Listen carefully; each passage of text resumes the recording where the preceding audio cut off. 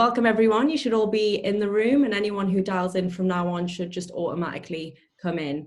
You'll notice that you've come in with your video and microphone off. We just ask you to do this to make sure the event runs nice and smoothly without any interruptions. So welcome to our lunchtime workshop. We have some exciting guest presenters on this morning. So first of all, I'd just like to begin by acknowledging the traditional owners of the land on which we meet, wherever you're based, if you're in Sydney, Melbourne or Brisbane, and pay our respects to the elders past, present and emerging. So this morning's workshop is an hour-long session, which will conclude at 1:30. I'm going to introduce our new 6-part digital series, of which this is the first event. We're going to have some live interactive polling, hear from our 2 guest presenters, and then finish up with some Q&A. I'm just going to post in the chat function now, which is where you can direct any questions to our speakers throughout the presentation. I'll be moderating those questions later on, so you can add them to that chat box there. So, myself, I'm Amanda, based in Sydney as the General Manager, for those who don't know me, and we've partnered our Sydney and Melbourne committees to launch this very exciting new 6-part digital series. Tuesday workshops, we have 3 lined up for today: client engagement and development. We'll then do negotiation skills, and finally change and people management. We're also very excited to be launching Tuesday evening sessions. The first one will be next Tuesday, and we're going to have panel discussions from people in the industry, followed by some optional 30-minute digital networking. So next week's topic is a chance to reinvent. Keep an eye out today and tomorrow. The invite will be going out shortly. We'll then be discussing finding balance, and finally the road to leadership. We're also very excited to be launching an event with the DIA and WIDAC. This is going to be face-to-face in Brisbane, and it's also going to be digital to the other states. We are currently seeking event sponsors, so if anyone's interested, please do reach out to any of your WIDAC contacts. I'd now like to hand over to Chelsea to introduce WIDAC. Thanks, Amanda. Hi, everybody. I'm Chelsea. I'm the Member Relations Coordinator here in Sydney. I'm really excited to be presenting with Amanda today. It's going to be a great topic. So to kick off a little bit about WIDAC and our community and what we focus on. So we focus on networking and friendships, knowledge sharing, support and guidance, growth and development, and recognition and celebrations. For those of you that are new to the community or don't really know much about us, some of our programs and initiatives, but we launched earlier this year our Sunny Side Up breakfast series. Thanks to everybody that's attended the Ivy when we were able to do face-to-face events earlier this year. We have our members only events and recognition program, our regional and rural roadshow events, our mentoring programs, which launched earlier this year. We'll also be doing another intake early next year. So if you're interested in being a mentor or a mentee, definitely get in touch with us. We can provide you with more information on that program. But our educational scholarships, our return to work Mother's Care packages, this is still live. So if you're keen to apply for this, head to our website and submit your application. We've got our Grad Pathways program, which recently wrapped up. That was a fantastic online program. Our boardroom lunch series, our out and about social sessions. I mean, we'll definitely be getting these running again as soon as we're able and safe to. Our schools engagement program, our WIDAC on-site industry tours, and our charity involvement and initiatives. So for today's first WIDAC's at Home series, we're presenting our client engagement and development workshop. I'm super excited for this workshop. I'm actually a business development manager myself. I joined a company 6 months ago, so just before COVID hit, and I've had lots of adjusting to do with the way I used to work and generate business, and things to overcome, and how to generate new business during this strange time. So to start the event, there's some live polling questions that will appear on your screen now. If you want to take a moment just to answer those. In the meantime, I'll introduce our first guest presenter. So that's Sally Fielder. Sally is a business development leader, national clients at Architectus. Sally's going to be touching on some great points today with what is BD, and then running through some further details on that. You guys can probably all see those on your screen. So do you know what business development is? We've got a great understanding, 50% of us that are joining today, and then again, a good percentage of some that have some knowledge. Great, it's good to see we've got a mix of positive and negative with whether your client engagement has changed during COVID. So we'll definitely touch on that for sure. Right, and I'll introduce Sally now. Thanks, Amanda and Chelsea. Hi, everyone. It's great to be online with you today. So today I'm going to talk through the business development lifecycle. We'll look at how we can set some strong foundations to build and grow client relationships, and round out with a few tips on engaging and networking with your clients and potential clients. So to set the scene, let's just start with a definition of business development, and as it can often get bundled under different business lines depending on where you work. One I like is business development is the creation of long-term value for an organisation from clients, markets and relationships. Just dissecting that statement a little bit, long-term value, so we're not about the quick sale, but creating opportunities for value to persist over the long term. So thinking about BD as a means to creating long-term value is the only way to really develop a business that is sustainable. Clients, they are our lifeblood. They pay the bills and we wouldn't have a business to develop without them. So we need to find the right ones and nurture them appropriately. Markets, so these are the predetermined geographies and industries your business has chosen to pursue, and relationships. So any successful business development effort relies on an understanding of what a strong foundation is for relationships. So leveraging relationships and building and maintaining relationships that are based on trust, respect and a mutual appreciation of each other's value is fundamental to enabling the flow of value for the long term. And this includes relationships with your partners, your clients, consultants, employment, employees, government, industry associations and the media as well. So business development and marketing are a marriage that we like to keep nice and healthy. So there's a lot of interdependencies between the two. Just to frame them separately though, we think of marketing as one to many. So a group of activities by a company designed to communicate awareness of, create interest in and facilitate the purchases of goods and services. Whereas business development we think of as one-to-one, so about the client, about the opportunity, determining how the marketing efforts can come together to create an opportunity. So business development is a perpetual process. It should be an ongoing focus of organisations, teams and individuals. Anyone that's charged with contributing to this area of the business will have a suite of options on what activities they can be doing at any particular point in time. So let's step through the business development life cycle. So we don't start at tender stage, we start way before that in market identification. So what are the key markets or sectors your business is looking to play in or grow in? For the purpose of today, I'm assuming your business has already undergone the process of determining what markets they are exactly. Once we know where we want to operate, we need to get to know the clients in each of those sectors. So client planning and client management is where we identify the potential clients we align with as a business and want to work with. Once we know who they are, we learn as much about them as possible. This phase should be an ongoing part of business. Once your relationship has commenced, it should be maintained accordingly. I'll expand on this a little bit later. Throughout this ongoing relationship that you have with your clients, opportunities to work together will emerge. So opportunity assessment is where we become aware of a potential opportunity to work together. They may ask you for some speculative work. There might be government funding announcements. They've acquired a site, expansion plans, or even explicit statements that they will be procuring a firm of your nature in the future. This is where we reconfirm that this client is absolutely one that we want to work with. Opportunity planning. So this is the ideal place. We know the opportunity is coming, but we haven't received a formal invitation or tender.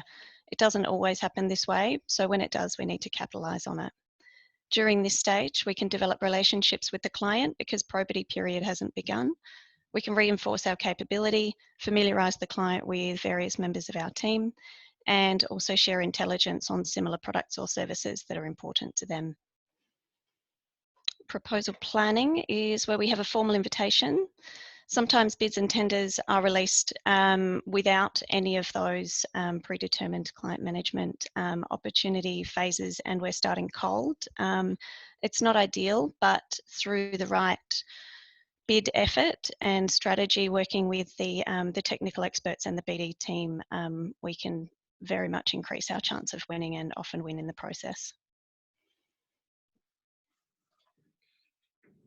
Proposal development. So this is the final production of your formal response. It'll be documents, electronic submissions, web-based. It's where the big plan, the content strategy, and the graphics all culminate together to produce a compelling offer to the client to purchase your services. After you submit, there's often negotiation, which is around clarifications of your technical offer, your fee offer, legal clarifications, and then hopefully you win the project or the contract, and you go on to deliver the service, which then falls back into the ongoing client relationship management and market monitoring. So the BD doesn't stop when we win the job. Providing great service is a strong foundation for new business. Delivering successfully, being easy to work with, showing communication and problem-solving skills, and servicing our clients appropriately, it all contributes to strengthening your reputation and opening the door to repeat work.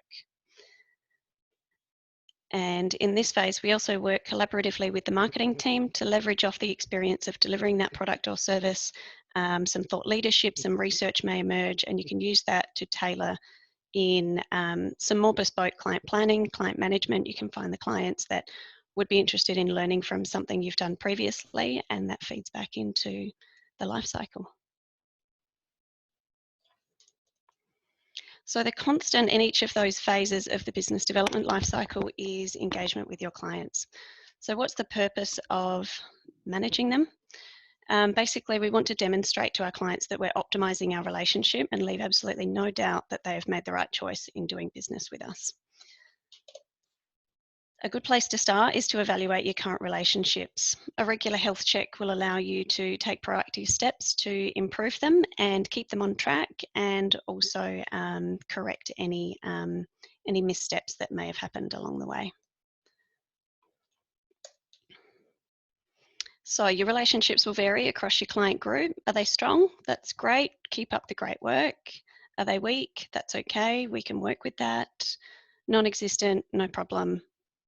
Easily able to start a relationship. So once you understand what your status is, there's a way to handle each of them. So a strong relationship needs to be maintained, but not maintained as in put it on the sideline where you focus on everybody else but your strong clients, thinking that the work will always come. You don't need to build credibility with them anymore, so the effort needs to go into focusing on them, focusing on their problems, their objectives.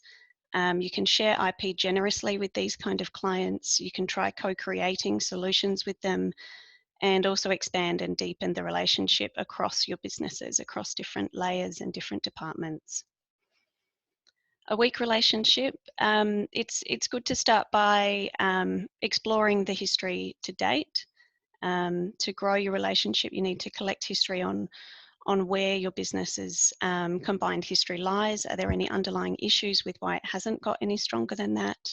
Identify the gaps in the relationships and put some plans in place to address those over a course of time. And a non-existent relationship, a clean slate, that is a perfect setting to be able to define how you want your relationship to look and start on the right foot right from the start. So a key piece in all of this is learning about your clients. So where do we start? Data capture is always a good place to start, in my opinion. So research your clients, social media, desktop research, think of all of the LinkedIn, Twitter, Google, everything, their websites. You can automate alerts to stay up to date on any announcements relating to your clients, media monitoring, all of that kind of thing. Internal collection as well, so collecting any information from colleagues across the business on relationships and past work history that you may not be familiar with.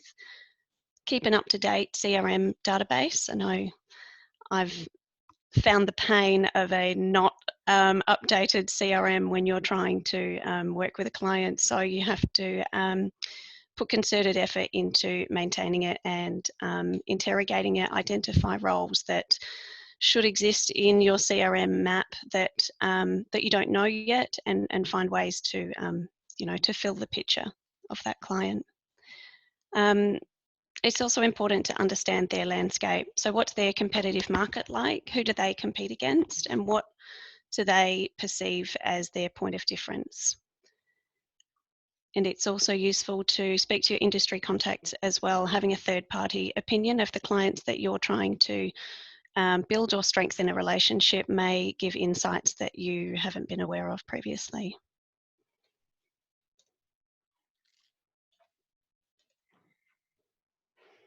And talk to them. Talk to them always works as well. So there are many ways to build a better picture of your client by interacting with them directly. And you can tailor a strategy to suit your business and your service. So B2B activity is an excellent way to engage with your client without the sell, though. You're not getting them in there in the room to tell them all about you and why they should employ you or give you a contract. You need the focus of the event to be on learning and sharing. So ask them questions about their industry, their organisation, their product or service, their target goals, what trends they're following at the moment, as much as you can about how they're operating as an entity, and you can find ways to tie in of where you can add value along that process. If you're lucky enough to get asked to put in a proposal to them, take the opportunity to learn as much as you can on how they've assessed you. Post-tender debriefs should be realistically conducted for both wins and losses, and there's some excellent information that can come out of those conversations that will improve your relationship going forward and the success of any further tenders as well. And client listening programs are also important. There are so many different ways to establish client listening in your organisation, everything from relationship establishment, which is a really formal process around engaging a new client and having a discovery session with them about anything that you don't feel you know for sure about them. It's a great honeymoon period to investigate and discover things about them under the guise of positively starting a fresh relationship. You can also conduct online surveys, in-person interviews, curated focus groups, project wrap-up reviews, and also manage a formal touchpoint schedule as well during the life of a project. So what are you seeking to find out? You really want to understand them as a business directly from them and check to see if you've made any incorrect assumptions along the way. You want to understand how they work, their company objectives that are both written and unwritten, their approach to procurement, their business culture, the business cycles that they're going through, and also what drives their decision making. And you also want to understand how they view your organisation and the relationship between your organisation, that it may not be how you view it, and there's great opportunities there to expand on or realign where you think needs to be done. So once you've got all of that together into a client plan, you think of the full picture that will give you in terms of this client. So you know about their business, you know how they operate, you know their perceptions of you, you've collected your shared history. Now you can look for the opportunities, and not just opportunities to work together. This might be opportunities to strengthen the relationship, opportunities to partner on research, to help them investigate a new technology or sector that they're clearly focused in, to basically be helpful in other ways as well. You can then make a plan on how to maintain or build or grow that relationship based on the information you've collected. And then it's important to identify the support and the resources that you'll need to achieve it. So is it financial investment? Is it administrative support? Is it collaboration with the marketing department to develop some extra collateral if what you have on hand is not sufficient to get the message across? There's lots of resources that can be plugged into a client plan. So a simple framework for developing a strategy, which can be used for clients, but it can also be used for anything you like, really. So you start with where we are now. You paint the picture of where you want to be, and you define what changes have to be made to get you from A to B. You put some rigor around how changes will be made, and then you create measurements on milestone progress and how to report against the changes, and to define a time where you're checking back in on the progress of the strategy.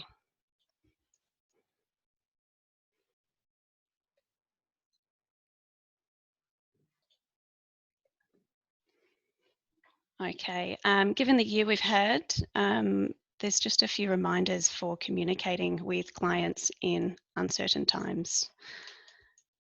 Be genuine. So if you're only chasing the client for the business and you're not really interested in helping them and their needs, you need to rethink whether they're the right client for you. If you're genuinely wanting a mutually beneficial exchange and you can articulate that well, it'll feel like the right fit for a client for you. And be helpful. Even if it's not directly resulting in work for you, being helpful goes such a long way. The connections you have and the information that you have about things that are not related to what you're selling will also be of high value to your clients if you can find a way to help them, connect them, inform them. Your reputation and credibility will benefit exponentially if you can show that the engagement is not just around selling a product or service. And take the hint as well. So we will find during these times that sometimes the client that you're communicating with is not interested in buying, or they don't know if they need your service right now. The idea is to take the hint and let them come round. The risk of going too hard at a time like this with clients in a selling environment is that they will put you off the list to contact in future. So some really, a bit of emotional intelligence as well will always put you in good stead if you can read people's reactions. Are they not responding to your emails? Are they not calling you back? Take the hint. Do they seem a bit unsure? Do they need more information? Just take the hint and read the room a bit. So now I just want to round out with some quick tips on networking with and engaging with your clients and potential clients. So building and maintaining relationships is so crucial for many reasons in your career. Developing your skills in communication and relationship management alongside your technical skills will be incredibly worthwhile to you for years to come. Networking is not a dirty word. Your professional network will be invaluable throughout your entire career. It's not about, the word networking sort of gives people images of exchanging, swapping cards and collecting a pile of business cards at the end of an event. Shallow chat with 20 odd people. That's not what we're about. So generally, if you can have one or two really genuine conversations with someone, follow up in a really appropriate manner, and make them feel like they have made a connection with you, and reference the things that you were talking about, offer to be helpful, follow up on any things that you may have suggested helping them with on the night, will go a long way in building your professional relationships. And you need to build your network before you need it. So as you move through life, the people that you have met will also move through their careers and their positions. So they may become your clients, your consultants, or your advocates in the market. If you maintain these relationships well, you're already underway in building credibility that may influence decision making when the time is right. And always seek to learn and inform. If you approach any client interaction with an intention not just to talk, but to exchange information, every encounter will be actively contributing to the growth of that relationship. And strive for better. Just a general rule for anything you're doing, to take a step back, look at the bigger picture, reassess how you're going. How is your communication? Are you maintaining the clients that you said you needed to maintain? Just making sure that you're doing some self-evaluation as well and aiming for the next progress milestone. And I like to finish on a quote. So here's one that resonated with me. Your relationship with the client is worth more than the product or service being sold to the client. And that's it from me. Perfect. Thanks so much, Sally. Some really, really great tips there. I particularly loved your graph on the where do you start learning about your client, understanding your mission and your goal and how to get there. And also the importance on networking. It's definitely quality over quantity and really having those genuine conversations rather than 20 small conversations that aren't as quite important. So thank you so much. No worries. So introducing our next guest presenter, it's Conrad Winter, Head of Strategic Projects Infrastructure at Willow. A digital twin is a virtual replica of a physical asset. It collects and organizes big data from devices, equipment, people, and places to derive insights that optimize asset performance and user experience. The technology was first applied by NASA and has found value in other industries: manufacturing, health, automotive. Willow is redefining the digital twin for the built world. Our mission is to be the leader in this exciting new category by creating the ecosystem for smart buildings and infrastructure. With our partners from across the globe, together, we are building a connected, sustainable, and innovative future. Willow.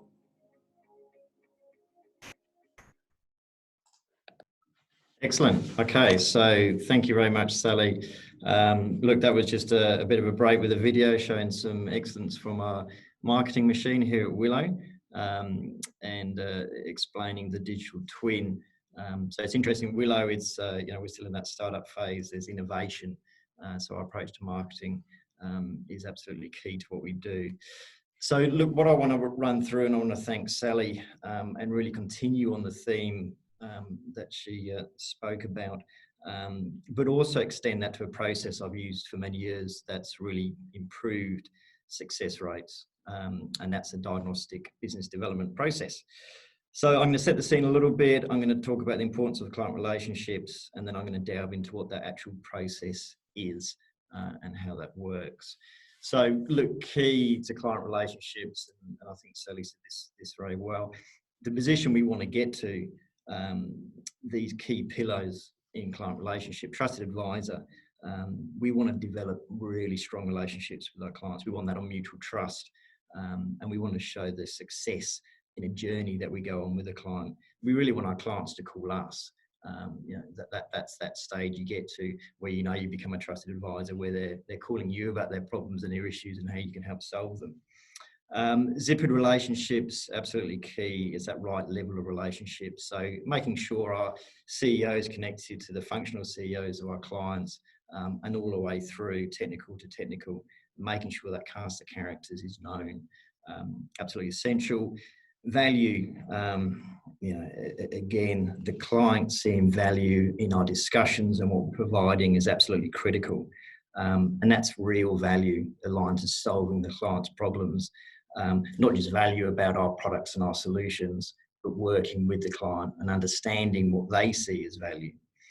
And understanding key drivers and issues. So again, it's going through that process. What's important to them? What's their drivers?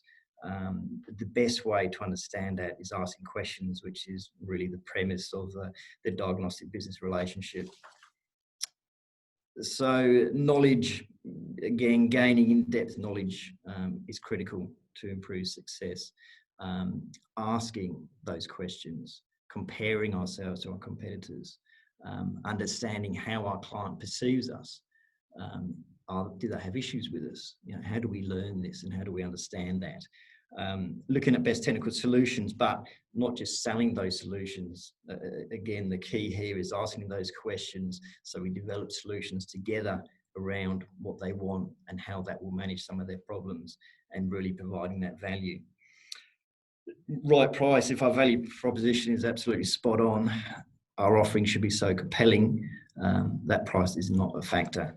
Look, that's utopia, it doesn't always happen, but using this process and having those deep relationships can definitely go a long way in doing that. So the client partnership, that's where we want to get to. We want to work closely with the client. We want to develop that relationship. We want to analyse and define their problems together.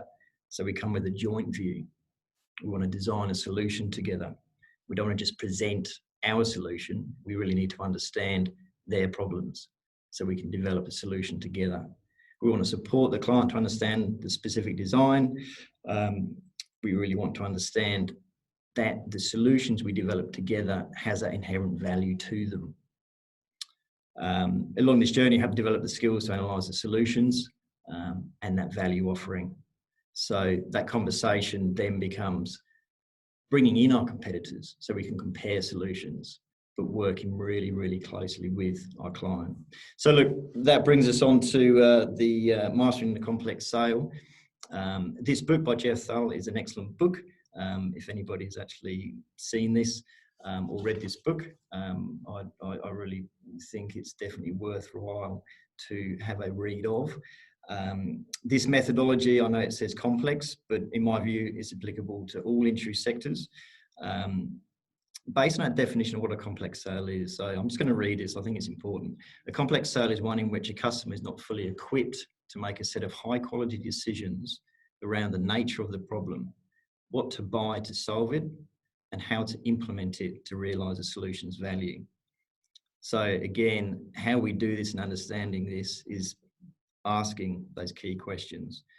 So that little sales process, it doesn't have to be that complicated, but we are in a complicated world. So we need to really get to the point of what the client is trying to achieve.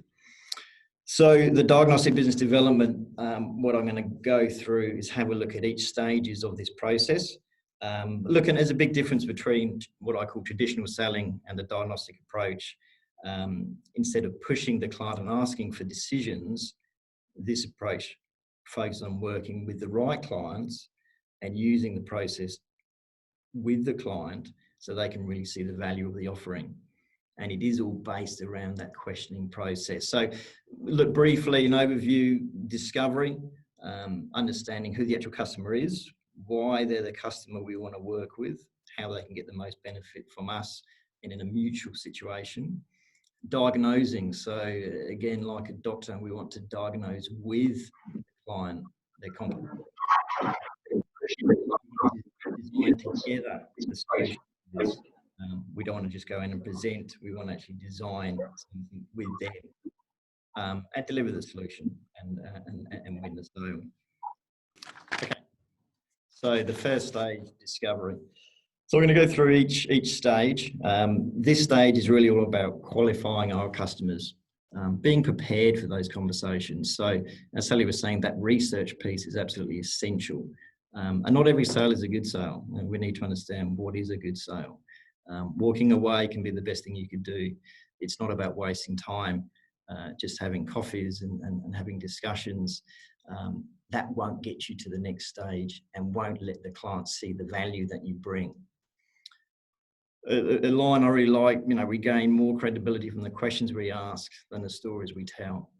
It's so important. I think in a traditional selling environment, there's a lot of storytelling, which have their time and place, but really to progress the sale and to develop that trusted advisor status, it's really about the questions we ask. So we need to determine the markets. We want to work closely with those clients. We want to build exceptional credibility. And really be seen as that valued resource by the client. So the whole premise around this of the business diagnostic business development process is really right people plus right questions plus right sequence equals quality decisions by the client. The quality decision being to actually work closely with us as a provider. So those right people, there's a whole cast of characters, as I'm sure you're aware, in any client. And we need to get to the bottom of who they are and making sure we're having those individual conversations with those clients. So there'll be decision makers, there'll be advisors, there'll be influencers. Generally, there'd always be a coach, someone who will help you work through that process because it can be a complex web. So actively engaging with the right people will help the client make high quality decisions and overcome surprises. and increase our chances of success. That's absolutely key. What I keep coming back to, right questions. So there's a number of question types that are really important to get right as we go through this process.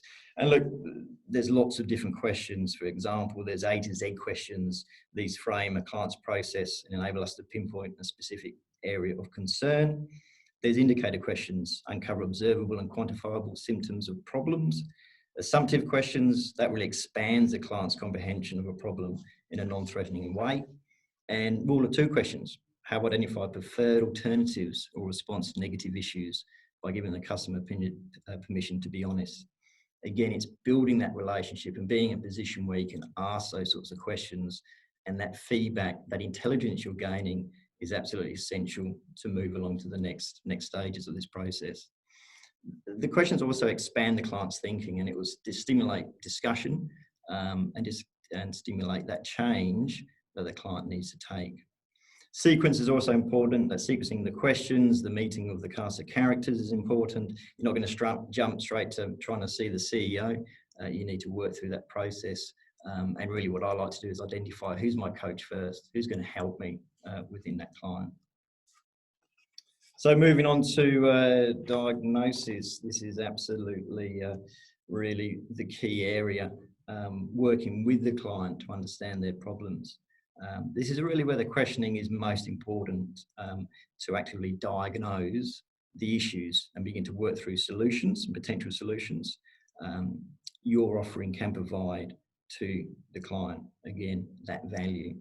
So we've got to remember customers don't always fully understand their own problems their organisations face. We can't just assume they do and they're just going to hand out work because they know what they want to do. So our ability and willingness to diagnose our clients' problems with them, as I keep saying, through the questioning process, really it provides a significant difference between our competitors and us. We'll find our competitors may not be doing that to the extent that we're going to do that. So we understand their problems as much as they do, and we're working together around what they are. So remembering that all decisions by a client is based on some sort of change. This progression of change is a very interesting thing to keep in the back of your mind. Change may come from a government policy, expansion to improve profitability, or crisis management, where no change equates to business failure. So it gets to that crisis end of the spectrum. Again, asking those right questions will move the client through that spectrum as they begin to understand where they sit and what the progression of change is. So we want to be guiding our clients through this diagnosis phase. Remembering our clients are deciding, does their problem need further defining and clarification? Do they want to participate in thorough analysis of the problem? There may be a stage where they're just not ready for that. And if they're not, that's fine. Is the problem quantifiable cost? If it's providing a cost to the organisation, they're going to begin to think they have to do something and they need to do something. So once we've started that process of asking those questions, we understand where they're sitting on that spectrum, we can really get a good idea of where they are in regards to making that change, making a decision solution. So core competency of complex sale is our ability to perform as an expert diagnostician. We really want to be having level 4 conversations, so informative conversations. The level 1, the negative, we're just having chit chat. We're wasting time, our time and clients' time. And the clients see that very, very quickly. Diagnostic expertise enables us to help customers analyse and understand the causes and consequences of their problems. We cannot allow the client to self-diagnose like a doctor. We don't ask, a doctor doesn't ask a patient to self-diagnose. They go through a whole process of history, understanding where their patient is. Don't use Dr. Google, but actually go and see an expert.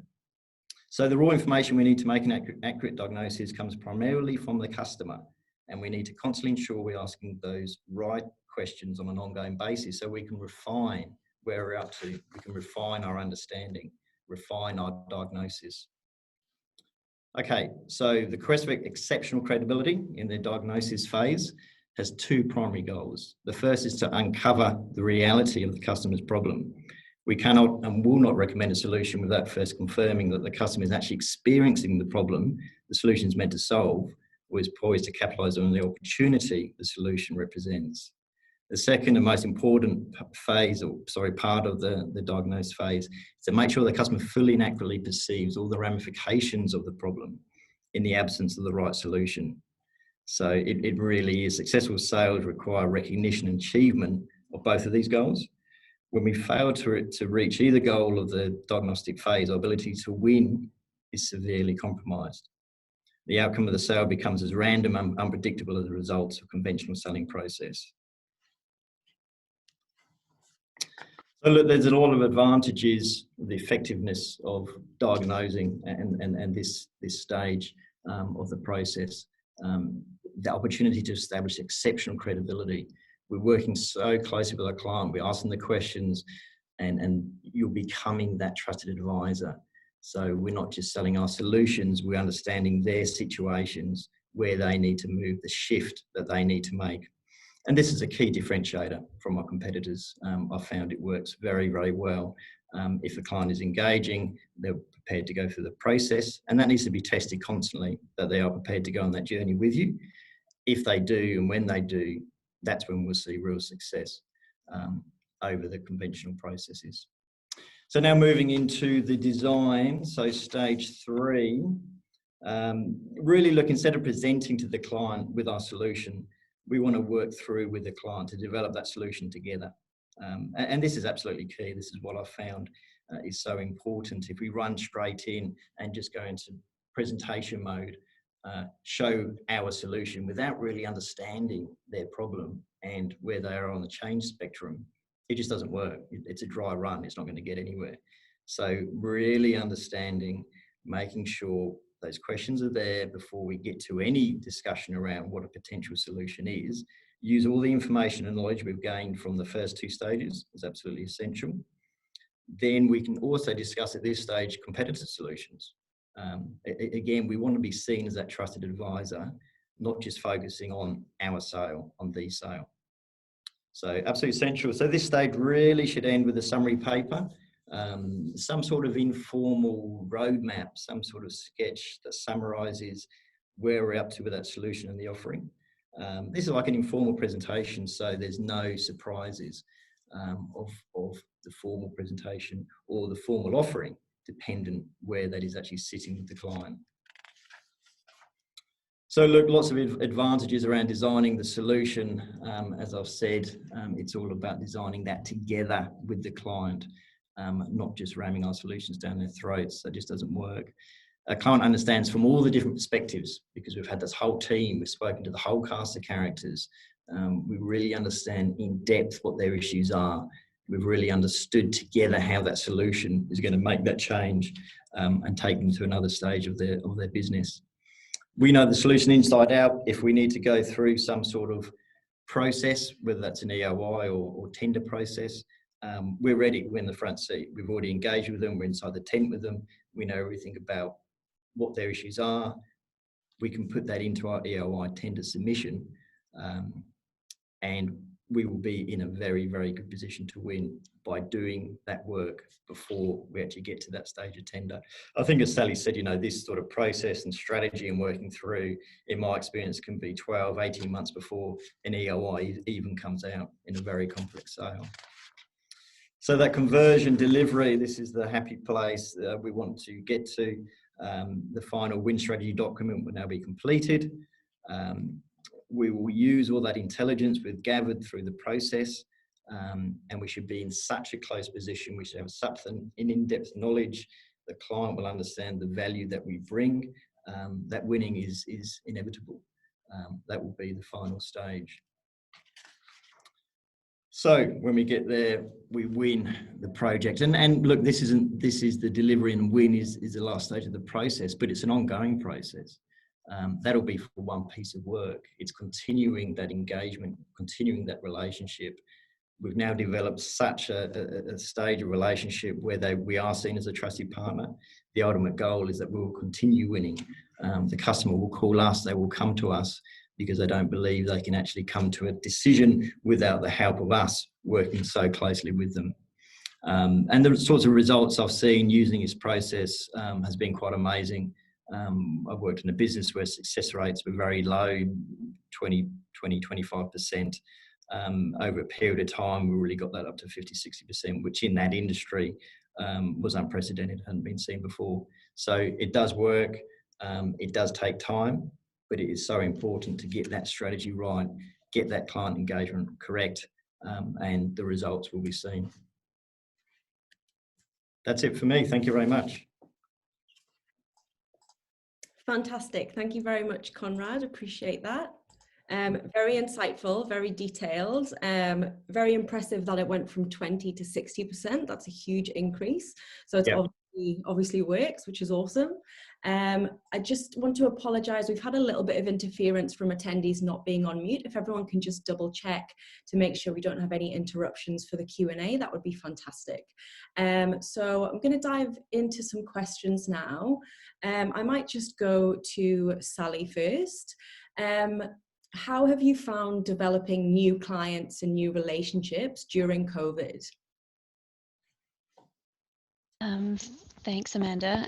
If we were having this workshop a few months ago, I would have said that I wasn't developing any new relationships. I was focusing strongly on the current client commitments that we had and making sure that you know, we are absolutely delivering, that we're accessible, and that we're listening to how our current clients are going.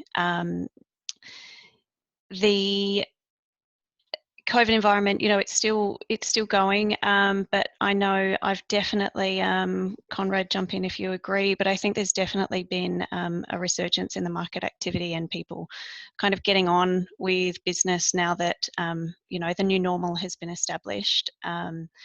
So yeah, we've definitely reached out to new clients. I think it needs to come with an understanding of that client's industry and how it may have been impacted for the first half of the year, so that you're not coming in cold. I think demonstrating that you've educated yourself as much as possible without before engaging with them, and it's always good to establish some credibility of your firm as well. So, you know, sharing insights, inviting to online webinars and things like that that might be interesting to that client.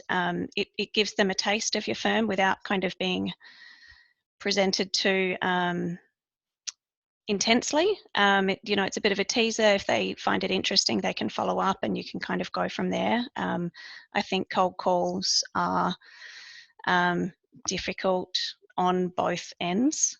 And I think the success comes in a really considered approach that shows you've done your homework on them and where the partnership may lie, and being generous with content and market information and things like that. Yeah, fantastic. And you mentioned before about taking the hint, which I think is obviously really important. And I just want to pass to Conrad. Have you got any advice how to remain in contact without being overbearing?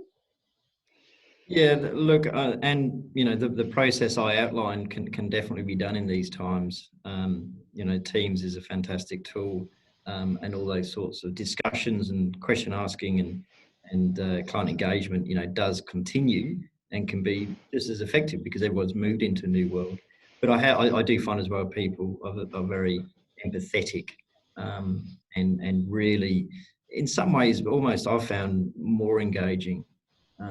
And you know, want to talk and want to engage, you know, at the right time. So, look, I think moving forward, you know, we're going to continue in this space for quite a period of time, but it's important to make sure we continue to speak to our clients. And as Sally said, there's a whole area of different ways we can do that. Some of those blogs and marketing and socials, etc. You know, keeping that activity up, keeping front of mind is important. But you know, the key around continuing to keep those close client relationships is having those discussions, having those meetings, ensuring that we're not, you know, in a space where we haven't spoke to our clients for a month or 2 months. You know, that needs to keep going. And I believe if you're in that right position and that trusted advisor with the client, as I said, the goal is for them to call you. Yeah, absolutely. And you've both mentioned sort of sharing information during that relationship. And I noticed, Conrad, on one of your slides, you sort of retain really high quality information without giving it away before tender or securing. How do you balance that sharing of information without being taken advantage of? Yeah, look, and that's always a balance. That's always a balance during that time of when you're having those, deeper conversations, because you want to get into that position where you've really got that close relationship and you're working very closely together, on that solution to overcome that issue that the client may have. And I think at some point, you need to provide that. If you're in a position and you really understand the client and you've gone through the process, and they're a qualified client, they want to change and they want to have those discussions with you, I think, at a point you do need to continue. Yes, if they're going to have to go through a tender process, and that's always been in my previous work with contractors, it does always move to that process. That's what it is with government clients. But if you do that process, with privates and some other clients, and even with government clients, you can be in that sole source negotiation opportunity. And especially I'm seeing more and more of that at Willow, with those opportunities to do that. Yeah, fantastic. And one for you, Sally. We've got a question from Diana here. You mentioned earlier about media alerts when you're doing a sort of finding about a company.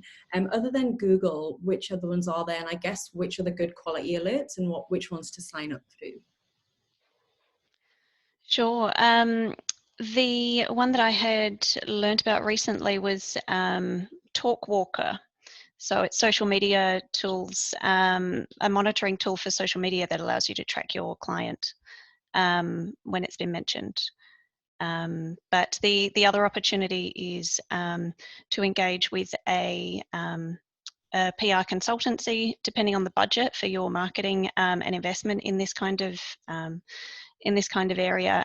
It's invaluable. I've worked in firms where they have paid media monitoring and they don't, and they self-manage. And yeah, there's definitely value in finding an affordable solution that suits with your business.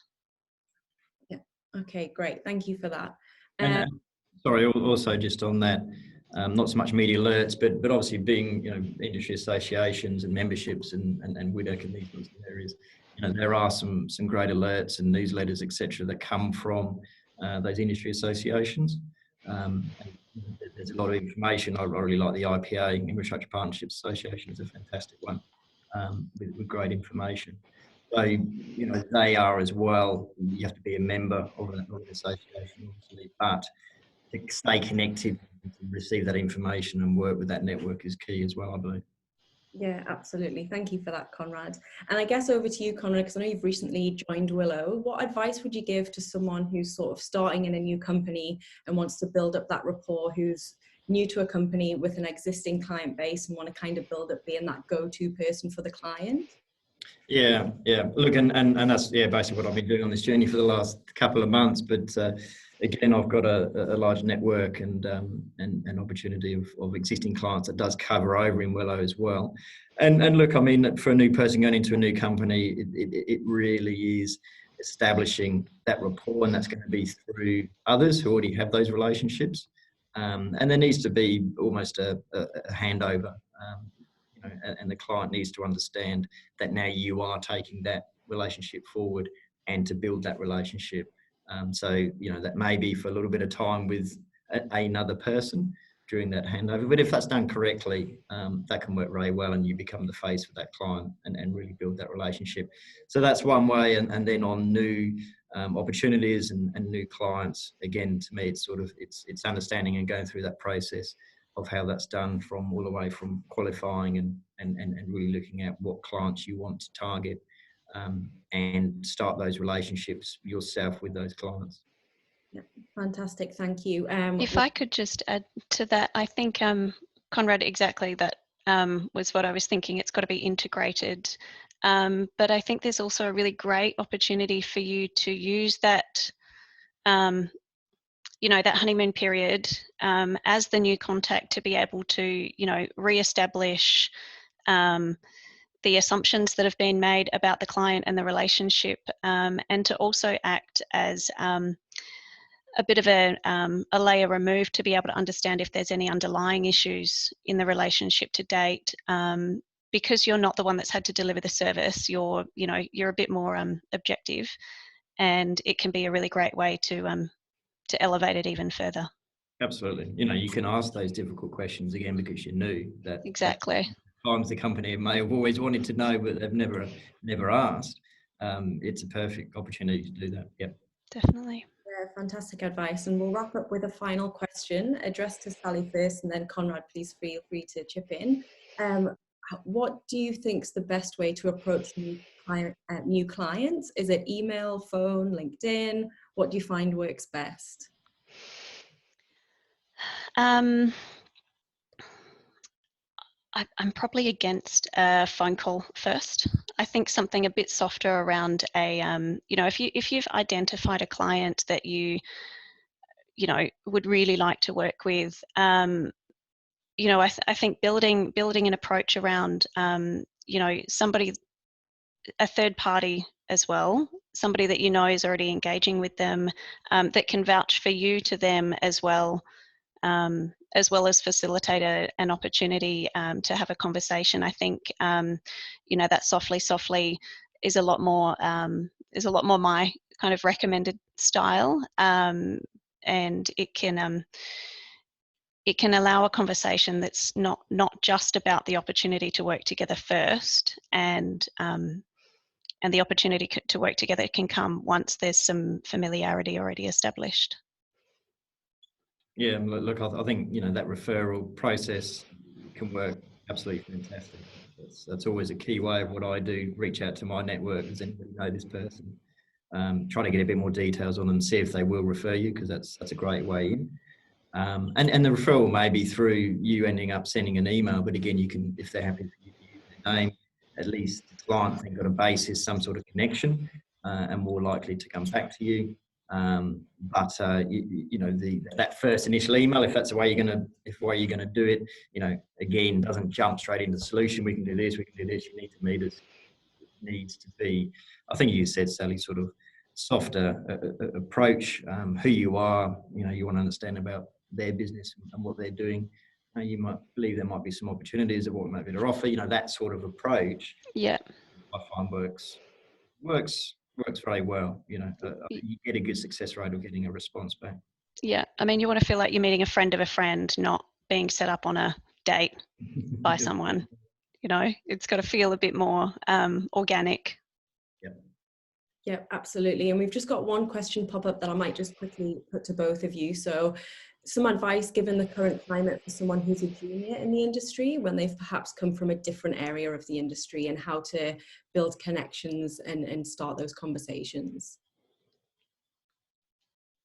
I think definitely starting with, you know, an internal support network from your colleagues, from your more senior colleagues. I think, you know, there's so many industry programs around mentoring and you know, women in property and, you know, all of those kind of things. I think to create that kind of relationship of your own with somebody that is a lot more senior in the industry, that has a lot of contacts, you know, that can bring you along the journey genuinely. And I think even in this COVID environment, so many of the meetings are virtual and presentations are virtual. I know from our perspective, it's definitely opened the door for some people that may not have been invited to the meeting if it was in person, are now taking part in an online forum, because it's, you know, there's less, you know, there's not as many, it's not as much pressure on the number of seats in the table and the key people present. So yeah, I think getting the support of your business and finding the right ways at the right moments in time to just get bite-size exposure to it. I would have said go to events and meet people, but you know, eventually we can get back to that as well. Yeah, that's right. And you know, again, it's that internal referral process. Absolutely can work through there. There's a lot of relationships that you'll have in that new business, and working with those senior people to understand what they are and how you maybe assist, and jumping on to client meetings is a great way to do that. Yeah, fantastic. Thank you both very much. It was very valuable. I hope everyone enjoyed today's session. We're going to wrap up now as we've gone a little bit over time. We just want to acknowledge and thank our national sponsors. We wouldn't be able to do our digital series without their support. So to our gold sponsors, Procore, Shape and Assa Abloy, thank you. To our silver, Polytech, CGC Recruitment, Ortex and Ostron Services. And finally, to our Education Scholarship FTC and Mother's Care Package Ortex. Finally, thank you again, Sally and Conrad. It was a fantastic presentation. To all our sponsors, our community, and everyone that dialed in, thank you very much. I just want to finish with a final introduction to the newest winner. Yes. Which is Colin. So happy Tuesday, everyone, and have a wonderful day. Thank you for dialing in. Thank you. Thanks Thanks, guys. everyone. Take care. Cheers. Thank you.